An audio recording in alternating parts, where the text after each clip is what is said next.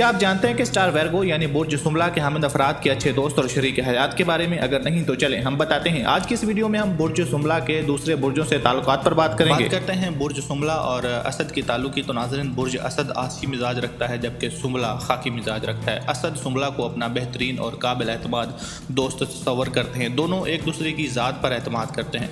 बुर्ज असद और बुर्ज सुमला के हामलीन फरीक अगर रिश्ता अज़दवाज में मुंसलिक हो जाएँ तो इन दोनों को अपनी अज़दवाजी ज़िंदगी के आगाज़ में कुछ मुश्किलात पेश आ सकती हैं। यहाँ अगर बुर्ज सुमला का हामिल फरीक अपनी तलक कलामी वाली आदत पर काबू रखे और अपनी अज़दवाजी ज़िंदगी की खातर थोड़ी सी कुर्बानी दे तो ये इनके हक़ में बेहतर होगा। इन दोनों के माबैन लड़ाई झगड़ा भी हो सकता है। ताहम अगर ये दोनों एक दूसरे की गलतियों और कोताहियों को नज़रअंदाज कर दें और एसारे कुर्बानी के जज्बे से काम लें तो बेहतर अज़दवाजी ज़िंदगी गुजार सकते हैं।